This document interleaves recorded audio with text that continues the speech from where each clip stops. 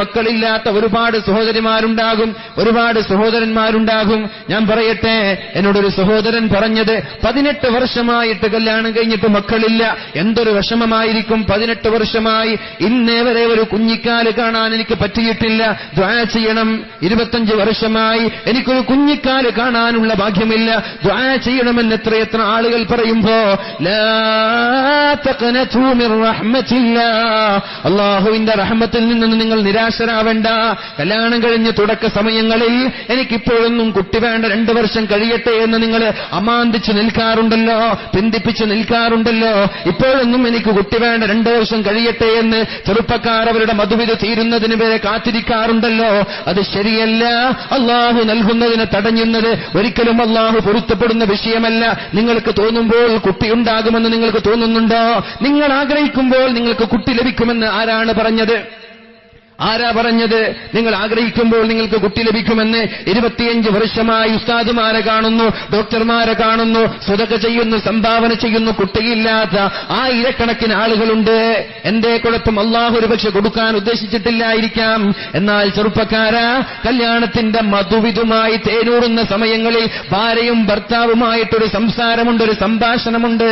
ഇപ്പോഴൊന്നും എനിക്ക് കുട്ടി വേണ്ട, കുറച്ച് കഴിയട്ടെ എന്ന് ഒരുപക്ഷെ അള്ളാഹു നിങ്ങൾക്ക് നൽകാനിരിക്കുന്ന കുട്ടിയെ നിങ്ങളുടെ ആ തീരുമാനം കാരണം നിങ്ങൾ മാറ്റിവെച്ചാൽ ഒരുപക്ഷെ ജീവിതാവസാനം വരെ നിങ്ങൾക്ക് കുട്ടി ലഭിച്ചെന്ന് വരില്ല. അല്ലാതെ ഇപ്പോൾ കുട്ടിയൊന്നും വേണ്ട എന്ന വിശ്വാസത്തോടെ, ആഗ്രഹത്തോടെ നിങ്ങൾ ശാരീരിക ബന്ധത്തിലേർപ്പെടുകയും അതിൽ നിന്ന് നിങ്ങൾക്കൊരു കുട്ടിയുണ്ടായാൽ ഭാര്യയുടെ താല്പര്യം എനിക്ക് കുട്ടി വേണ്ട എന്നാണ്, ഭർത്താവിന്റെ താല്പര്യം എനിക്ക് കുട്ടി വേണ്ട എന്നാണ്. അങ്ങനെ ശാരീരികമായി ബന്ധപ്പെടുമ്പോഴാണ് അതിൽ നിന്ന് കുട്ടിയുണ്ടായത്. ആ കുട്ടി ലോകത്തിനും മാതാപിതാക്കൾക്കും സമൂഹത്തിനും വേണ്ടാത്ത കുട്ടിയായി മാറുമെന്ന് പറഞ്ഞത് മനഃശാസ്ത്രജ്ഞന്മാരല്ല, അള്ളാഹുവിന്റെ ഹബീബിന്റെ ഹദീസിന്റെ വചനങ്ങളും ഇന്ന് നടക്കുന്ന വൈദ്യശാസ്ത്ര പരീക്ഷണങ്ങളും നമ്മൾക്ക് വിളിച്ചോതുകയാണ്.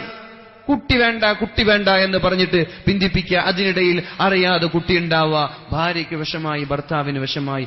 ഈ കുട്ടി അന്ന് മുതൽ നിനക്ക് വേണ്ടാത്ത കുട്ടിയായിട്ടാ വളരുക. ഇങ്ങനത്തെ കുട്ടികളുണ്ടാകും. അവർ മന്ദബുദ്ധികളായിട്ടാ വളരുക. അവർക്ക് ബുദ്ധിയിൽ വൈകല്യം ഉണ്ടാകും, സ്വഭാവത്തിൽ വൈകല്യം ഉണ്ടാകും. ഇതൊക്കെ എങ്ങനെ പറയാ? ഒരുപാട് പരീക്ഷണങ്ങൾ നടത്തിയിട്ട് ഇതൊക്കെ പഠിച്ച് പറയാ. വെറുതെ പറയുന്ന വിഷയമല്ലേ ഇത്. നമ്മൾ ഭാര്യ പ്രസവിക്കുന്നതിന് മുമ്പേ നമ്മൾ ഒരു പ്രസവം നമ്മുടെ മനസ്സിൽ കൊണ്ടു നടക്കണമെന്നാണ്. വിഷ്വൽ, ഓഡിറ്ററി, ഇങ്ങനെ 2-3 കാര്യങ്ങൾ പറയുന്നുണ്ട്. ശാരീരിക ബന്ധങ്ങളിൽ ഏർപ്പെടുന്ന സമയത്ത് പുഞ്ചിരിച്ചു നിൽക്കുന്ന ഒരു സ്വാലിഹായ കുട്ടിയെ മനസ്സിൽ കരുതണം. അതൊന്നാമത്തെ പ്രസവമാണ്. ഇങ്ങനെ കരുതിയാൽ നമ്മൾക്ക് നല്ല സ്വാലിഹീങ്ങളായ കുട്ടികൾ ഉണ്ടാകുമെന്ന്. കുട്ടിയെ വേണ്ട എന്ന് പറഞ്ഞിട്ടാണ് ശാരീരിക ബന്ധങ്ങളിൽ ഏർപ്പെടുന്നതെങ്കിൽ ആ കുട്ടി അതിൽ നിന്നുണ്ടായാൽ ആ ജനിക്കുന്ന കുട്ടി ഉമ്മയ്ക്കും ഉപ്പയ്ക്കും ഉപകാരമില്ലാത്ത കുട്ടിയായി മാറും. എനിക്കറിയാം അങ്ങനൊരു സഹോദരിയെക്കുറിച്ച്. കുട്ടിണ്ടായി, വേണ്ടാന്ന് വെച്ചതാണ്, കുട്ടിണ്ടായി, കരഞ്ഞു കരഞ്ഞു കരഞ്ഞു 8 മാസം 9 മാസം പൂർത്തിയാക്കി. ആ കുട്ടിക്ക് ഏകദേശം ഒരു 10 വയസ്സാണ്. കുട്ടിക്ക് മന്ദബുദ്ധിയാണ്. ഒരുപാട് കൗൺസിലർമാരെ കാണിച്ചു, മാറ്റില്ല. എന്തേ? ഉമ്മയ്ക്ക് വേണ്ട, ഉമ്മയ്ക്ക് വേണ്ടാത്ത സമയത്തുണ്ടായ കുട്ടി ഉമ്മയ്ക്ക് വേണ്ടാത്തതുപോലെ ജീവിക്കാൻ. അതുകൊണ്ട് സഹോദരിമാർ, സഹോദരന്മാർ, ഈ ഒരു വിഷയം നമ്മൾ ശ്രദ്ധിക്കുക. ശാരീരികമായിട്ടുള്ള ബന്ധങ്ങളിൽ ഏർപ്പെടുന്ന സമയത്ത് ഈ ഒരു ദിക്റും കൂടി പഠിച്ചു വെക്കുക. കല്യാണം കഴിക്കുമ്പോൾ ചെറുപ്പക്കാർ വിളിക്കും, ഫാമിലി ഫ്രണ്ട്സ് പ്രത്യേകിച്ചിട്ട്, പിന്നെ ചെല്ലേണ്ട ദിക്ർ എന്താണ്, ആ ചെല്ലേണ്ട ദിക്ർ എന്താണ്, എന്താണ് ആ ദിക്ർ എന്ന് ചോദിക്കും. അത് ആകൊരു ഫസ്റ്റ് നൈറ്റിൽ മാത്രം ചെല്ലേണ്ട ദിക്റാണോ അത്? ആദ്യ രാത്രികളിൽ മാത്രം ചെല്ലേണ്ട ദിക്റാണോ അത്? മരണം വരെ നമ്മൾ ചെല്ലണം. മുറിയിലെത്തിയാലും മരണം വരെ ചെല്ലേണ്ട ദിക്റാണത്. എന്താണ്? അല്ലാഹുമ്മ ജന്നിബിനി ശൈത്താൻ വജന്നിബി ശൈത്താന മാ റസഖ്തനാ. അല്ലാഹുവേ, എനിക്ക് നീ നൽകാൻ പോകുന്ന മക്കളിൽ നിന്ന് പിശാചിനെ അകറ്റണേ എന്നുള്ള ദുആയാണത്. പഠിക്കണം ചെറുപ്പക്കാരാ. കല്യാണം കഴിഞ്ഞ പെണ്ണുങ്ങളും ആണുങ്ങളും ചെല്ലണം ഇത്. കല്യാണം കഴിഞ്ഞത് മുതൽ മരണം വരെ ഒന്നിച്ചുറങ്ങേണ്ട ഭാര്യ ഭർത്താക്കന്മാർ എല്ലാ രാത്രിയിലും ചെല്ലേണ്ട ദിക്റാണിത്. ആകെ ഒരു ഫസ്റ്റ് നൈറ്റിൽ മാത്രം പറയേണ്ട ദിക്റല്ല ഇത്. ഇത് ചൊല്ലിയവരാൾ ശാരീരിക ബന്ധങ്ങളിൽ ഏർപ്പെട്ടാൽ ലം യമുസ്സുഹു ഉമ്മുസ്സിബിയാൻ, പിശാചിന്റെ ശല്യം ആ മക്കൾക്കുണ്ടാവൂല എന്ന് മുഹമ്മദ് റസൂലുള്ളാഹ്. എന്താണ് ദിക്ർ? അല്ലാഹുമ്മ ജന്നിബിനി ശൈത്താൻ, അല്ലാഹുവേ പിശാചിനെ നീ എന്നിൽ നിന്ന് അകറ്റണേ. വജന്നിബിശ്ശൈത്വാന മാ റസഖ്തനാ, അല്ലാഹുവേ എനിക്ക് നൽകാൻ പോകുന്ന മക്കളിൽ നിന്നും പിശാചിനെ അകറ്റണേ അല്ലാഹ്. എല്ലാവരും ചൊല്ലണം ഈ ദിക്ർ, എല്ലാ രാത്രികളിലും ചൊല്ലണം. വുളൂ ചെയ്തുകൊണ്ട് പല്ല് തേച്ചുകൊണ്ട് മുറിയിലേക്ക് വരണം.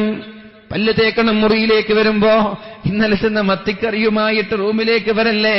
പ്രത്യേകിച്ചിട്ട് കല്യാണം കഴിഞ്ഞ ദമ്പതിമാർ, നിങ്ങളുടെ ഇടയിലുള്ള ഇണക്കം വർദ്ധിക്കണം, സ്നേഹം വർദ്ധിക്കണം. അതിനൊരു ഉപകരണമാണ് സുഗന്ധമെന്നുള്ളത്. സുഗന്ധം പൂശണം. ഉറങ്ങുന്ന ബെഡ്റൂമിൽ സുഗന്ധമുണ്ടാവണം. വീടിന്റെ ബെഡിന്റെ വിരിപ്പിൽ സുഗന്ധമുണ്ടാവണം. തലയിണയിൽ സുഗന്ധം പൂശണം. ആകെ ഒരു കല്യാണമെന്ന് കേൾക്കുമ്പോഴേക്കും കുളിച്ച് അണിഞ്ഞ് ചമഞ്ഞൊരുങ്ങി സുഗന്ധം പൂശി പുറത്തിറങ്ങുന്ന പെണ്ണെ, അല്ലാഹുവിന് ഇഷ്ടമില്ലാത്ത വിഷയമാണത്. നാട്ടുകാർക്കല്ല നിന്റെ സൗന്ദര്യം നീ പ്രകടിപ്പിക്കേണ്ടത്.